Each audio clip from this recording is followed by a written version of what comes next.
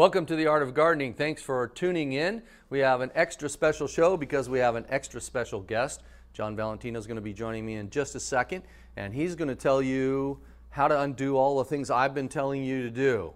He's going to straighten us out tonight. We're going to have a good discussion, and we've got some questions that you all have emailed in, and don't forget, email us your questions, any gardening questions at all, and it's especially good if you can attach photographs with those. So just attach that photograph to your email, send it to aog@kvpt.org, right there on the screen, aog@kvpt.org,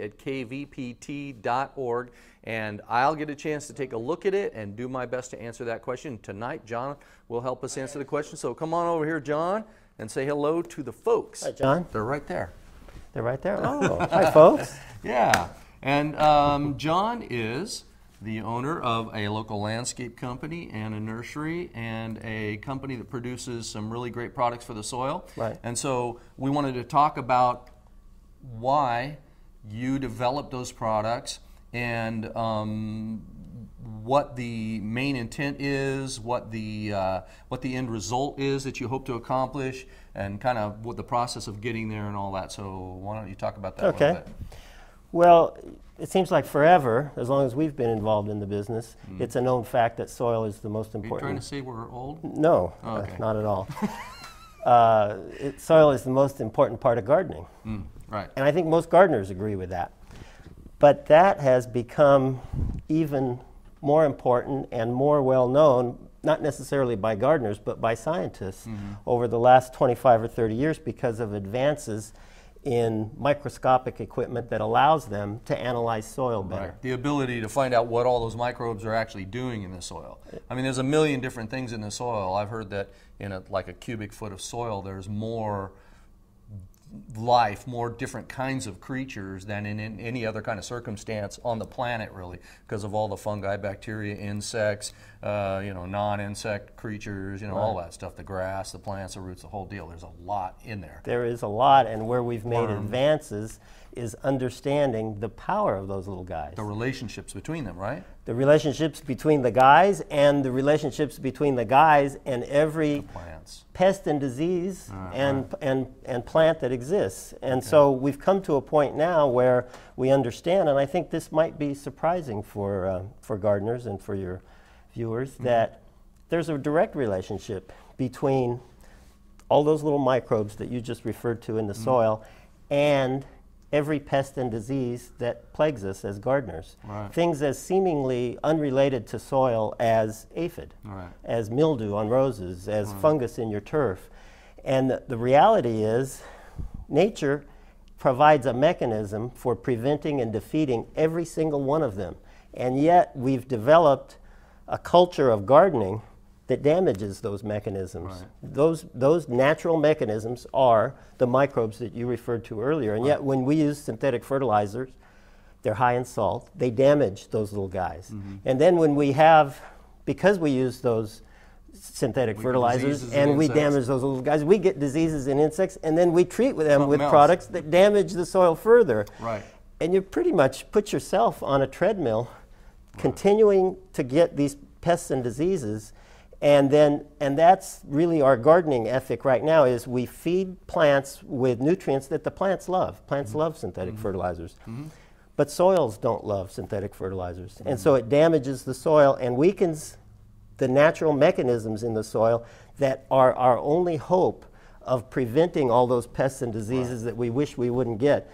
So to take a very common example, you feed your roses with a synthetic fertilizer, you get aphid, you go to a box store and buy some systemic product to kill aphid. It works great, you think, for a few weeks, and then they come back, and you keep doing that, and you keep spending more and more money. Next year you have the same problem, and what you're doing is participating in a system that doesn't allow a definite cure and solution. And the definite solution and cure is the power of nature's mechanism, which is microbial life in the soil. Right, so healthy life. I mean, one of the things that I see in gardening in general, aside from the use of those products you're talking about, is just the sort of sterility of the way we even maintain our gardens. I mean, you go to the standard garden in the Central Valley, and not every one, of course, I'm generalizing, but you go to your standard apartment complex and look at the landscape, and you've got turf, bare dirt, and nastily trimmed back shrubs into balls and cubes or whatever, and there's no return of any kind of organic matter back into the soil, and it's really a sterile environment, about as sterile as you can get and still keep the plants alive. And I mean, that's for sure.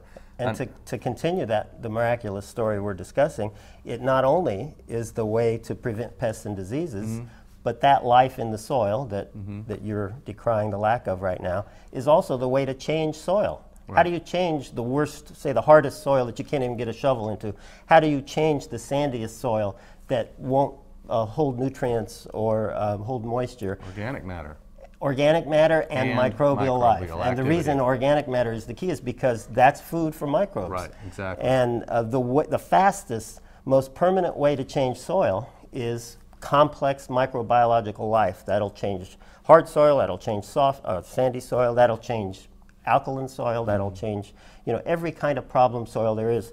One of my friends, another friend that's a gardening host, had a great quote that I like. He said, using gypsum to change your soil is like using a match to pop your popcorn. It'll work, but it'll take about 100 years. And we'd prefer, as home gardeners, to do it a little faster than 100 years. And if you use microbial life, compost, and compost tea, and those types of products, you have a chance of seeing results in 2 to 3 months instead of 100 years. Right. Well, I'll give you an example, personal example. I live in the foothills, and I have not the greatest soil. I mean, just generally speaking, you wouldn't consider it great soil for a garden. But down at the bottom of my hill, where I have this big oak tree, where we never do anything. We don't do anything to it, ever. And the leaves just pile up, and obviously it's not treated with anything, and there's plenty of microbes in the soil that have been there forever. That soil, even in the hottest part of summer, you can't even stick a shovel a half an inch out in the, in the bare areas on my property, basically. But underneath that tree, you can put a shovel 16 inches without even trying to, and it's just black and nice and wonderful, full of worms and all kinds of microbes and everything. So just an example of kind of the ongoing result, or the result of ongoing application of organic matter into the soil. Or go to a redwood ecosystem. And why is it nobody's ever out there spraying for aphid or doing any kind of chemical applications? Because the soil is full of all of that natural stuff that makes it so the soil fertilizes itself. It's its own fungicide, it's its own pesticide, and that's the power of those little guys. We can do that in our home gardens. So now how does that work in relationship to what's going on in the plant, like in the leaves, to resist disease or to resist insects? Now I know that plants create certain protective phytochemicals that they create. So just like we create antibodies, it's not exactly the same, but that's sort of an analogy, and I know how much you love analogies. But it's sort of analogous to that in the sense that they create their own defensive agents inside the body of the plant. Do you think that's as a result of a healthier rhizosphere soil? Right. That whole area of scientific exploration is one that probably needs more. Isn't very thorough, but there has been some work to indicate all kinds of mysterious things are going on. One of my favorite examples is bad nematodes. And there has been some studies on the best way to control bad nematodes. We've tried for years and years and years to use chemical methods, stronger and stronger chemicals, and they don't work because they kill the bad nematodes and they kill everything else, and bad nematodes come back and there's nothing to combat them. The best way to get rid of bad nematodes is with good nematodes, and good nematodes are the result of complex soil life, bacteria, fungi, protozoa, and good nematodes, and they're way stronger than bad nematodes. Now, so it's clear that we need to build complex life, and you can give example after example like that, and in some cases, like with whitefly, it seems to be related to chitin, and a lot of organic products contain chitin, and chitin seems to be a natural